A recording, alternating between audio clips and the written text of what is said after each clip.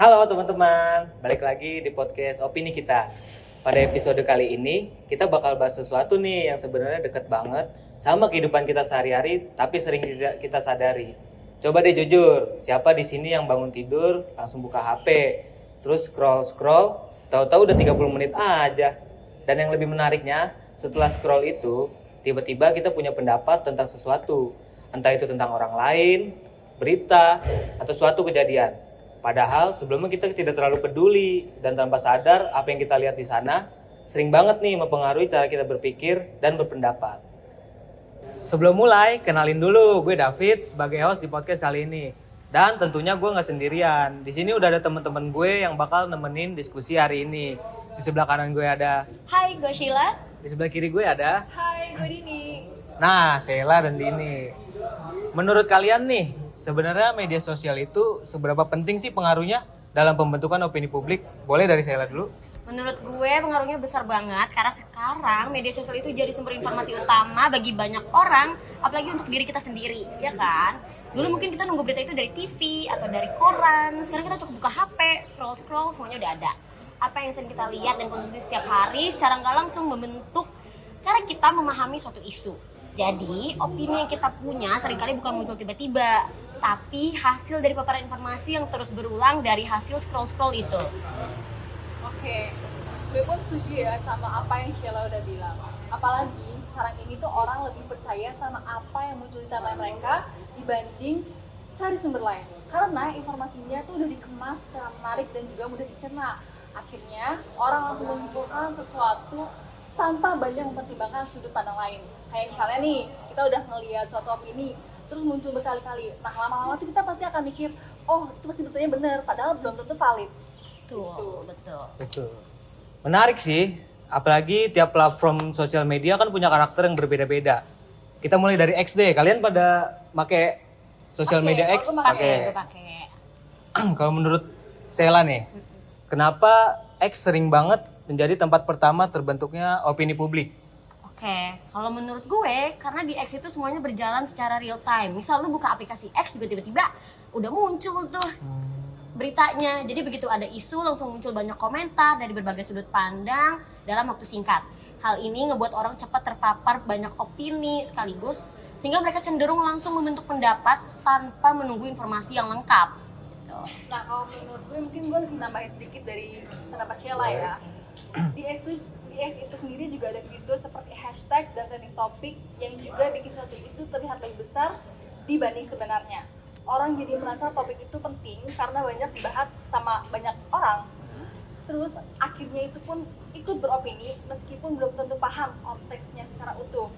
Ini yang bikin opini di X cepat terbentuk tapi juga cepat berubah. Oh, berarti bisa dibilang kalau X itu kayak platform yang pemicu awal, yang sebelumnya opini itu menyebar luas ke platform lain gitu. Iya, kalau menurut gue gitu sih. Karena kan cepet banget ya di X itu. Iya. Iya sih. Gue juga ngerasain kalau X itu emang cenderung cepet dan berbasis teks. Jadi dia lebih fokus pada teks dan baru pindah ke Instagram yang lebih ke visual. Nah, menurut kalian berdua nih, apa yang bikin Instagram juga kuat dalam pembentukan opini publik? Saya dulu boleh.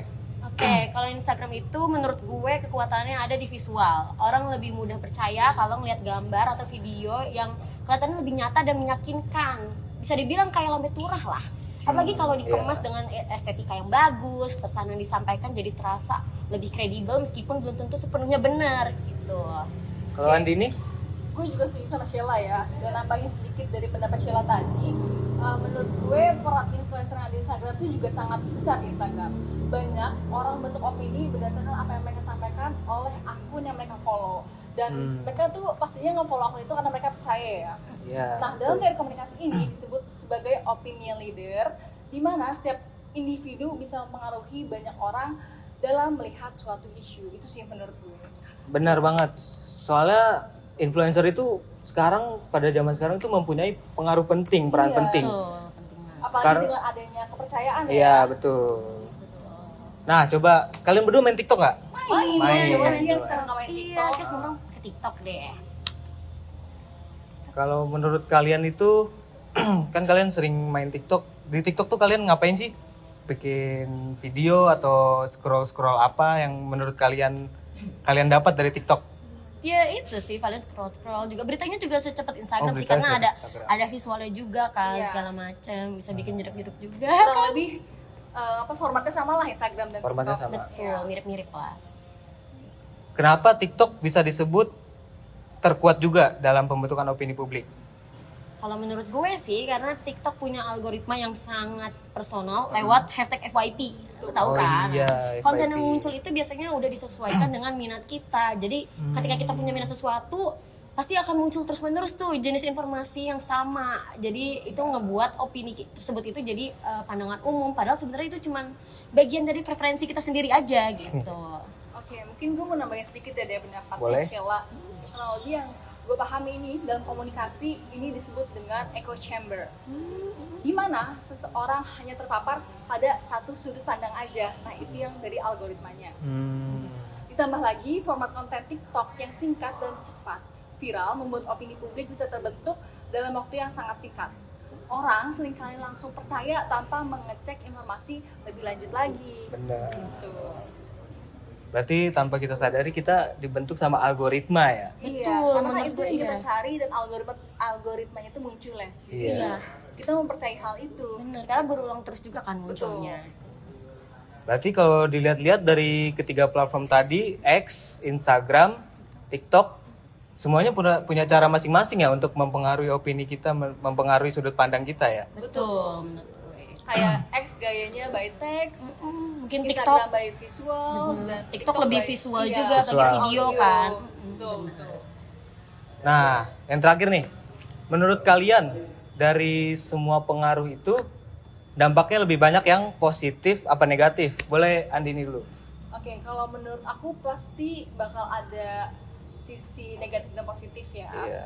Positifnya, sekarang semua orang punya kesempatan untuk menyampaikan pendapat dan berpartisipasi dalam diskusi publik. Tapi sisi negatifnya menurut aku, opini ini bisa terbentuk terlalu cepat tanpa didukung informasi yang valid. Jadi orang tuh bisa menyampaikan sesuka hati mereka, padahal itu belum tentu valid. Wah. Iya, betul. Gue setuju banget sih, karena selain memudahkan penyebaran informasi, media sosial juga mempercepat penyebaran misinformasinya. Karena ya itu, jadi orang jadi lebih gampang percaya hoax juga kan. Karena kalau kita nggak kritis, kita bisa dengan mudah terpengaruh ikut menyebarkan opini yang belum tentu benar. Jadi kita kemakan hoax itu kan, belum valid gitu. Berarti pada intinya pembahasan kita ini dari ketiga platform itu masing-masing semuanya mempunyai peran besar dalam membentuk opini publik. Betul. Sekarang tinggal kita sebagai pengguna yang mau lebih kritis atau justru ikut terbawa arus. Mungkin segitu aja pembahasan kita kali ini. Stay critical!